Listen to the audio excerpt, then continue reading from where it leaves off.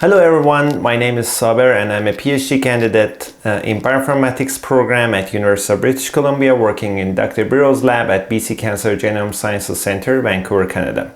In this short video, I'm going to briefly talk about ntEmbd, a deep learning pipeline for embedding nucleotide sequences. So let's get started by defining word embedding methods and giving you a little bit of background on related work. Embedding methods aim to extract features of the input data implicitly. There are mainly two types of approaches: context insensitive, such as word-to-vec, in which the model inherently assigns the same vector to the same word, regardless of its context. Therefore, the expressiveness of these methods are limited. On the other hand, we have context-sensitive approaches developed in natural language processing fields, such as autoregressive models, which aim to predict the next word in sentence given all previous words. Elmo is an example of this type. We also have auto-encoder models, such as BERT and Albert, which predict masked out words, given all words that were not masked out. Several recent studies in the bioinformatics field applied these methods in protein sequences. However, dedicated embedding methods are needed for nucleotide sequences. This is the need we are trying to fulfill by developing ntEmbd. Now, let's look at why we are using deep learning to accomplish this task. To understand that, we should step back and know about traditional machine learning algorithms. They typically try to define a set of rules and features in the data, and these rules are often handcrafted. Therefore, their performance depends on how the data is represented. That depends on how each feature is calculated. Deep learning addresses this issue by embedding the computation of features into the machine learning model itself to yield end-to-end models.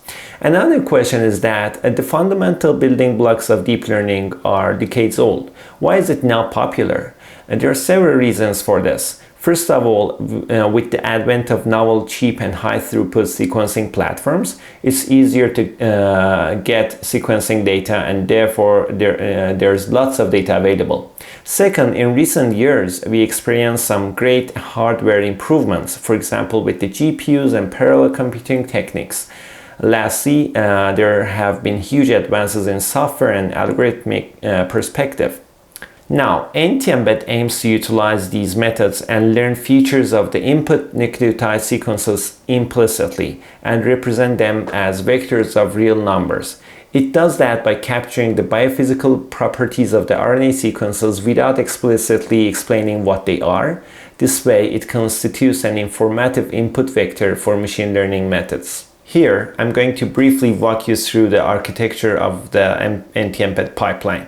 It uses an auto-encoder architecture, which is an unsupervised approach for learning a low-dimensional feature representation from unlabeled training data. First, the input biological sequences are encoded in a scheme that can be processed by the following neural network layers. This is done using an embedding table, which is extendable for IUPAC symbols. The encoder part learns the mapping from the data X to a lower dimensional latent space Z. The decoder part learns mapping back from latent space Z to a reconstructed observation. Next, the learned features in the latent space can be used in any downstream sequence analysis task. Now the question is, how can we learn this latent space? The answer is by training the model to use features to reconstruct the original data. In other words, our main goal here is to minimize the distance between X and X prime. One way to assess the performance of embedding methods is to apply the learned features in latent space on a downstream analysis. An example application on transcriptome analysis would be assessing the coding potential of RNA transcripts and classifying coding and non-coding RNAs. Although several tools that serve the bioinformatics community well in the past decades, there are some limitations when it comes to those traditional tools. First of all, they rely on human-crafted sequence features such as GC content and open reading frame lengths. This introduces bias to the classification tasks. Second, some of those tools have dependencies on reliable annotations, which is problematic when dealing with non-model organisms, for example.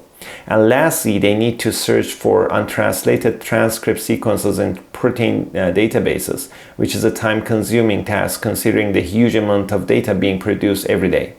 Considering these limitations and the fact that we are experiencing an explosion of transcriptome data, there is a gap between sequencing technologies and annotation of those sequences. We need expressive methods to close this gap, some methods that are capable of detecting complex and variable length patterns. This highlights the need for ntEmbed. We used ntEmbed to learn features of protein coding and non-coding RNAs and use those features on a classification task. This flowchart illustrates the whole process. First, ntEmbed learns features of input transcripts and outputs them in vectors of real numbers. These features are then used to train 4 distinct classifiers, namely MLP, random forest, KNN, and gradient boosting. Lastly, we used a stacking approach to evaluate the performance of these classifiers. We achieved 85% accuracy with 0.94 and 0.87 sensitivity and precision respectively.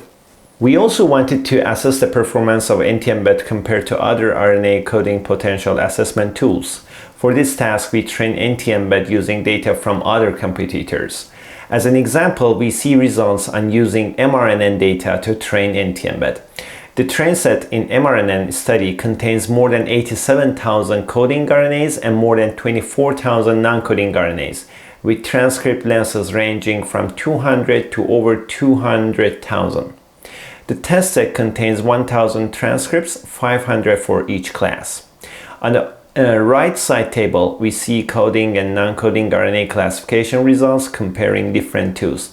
Note that evaluation for other tools are derived from their respective manuscripts. I would like to acknowledge my colleagues for their help and hope you enjoyed this short presentation. ntEmbed is freely accessible on GitHub and you may use the pre-release of it. You'll be able to also download several pre-trained models to use in your downstream analysis. I'm happy to say that we are actively developing ntEmbed for further releases, and our plan is to add new features into the pipeline. Finally, if you want to hear more about tools being developed within our lab, check out birolab.ca for more information. I'll be appreciated if you can provide feedback about the tool, and I'm more than welcome to hear and answer your questions. Please do not hesitate to reach out to me. Have a wonderful day, take care, and stay safe.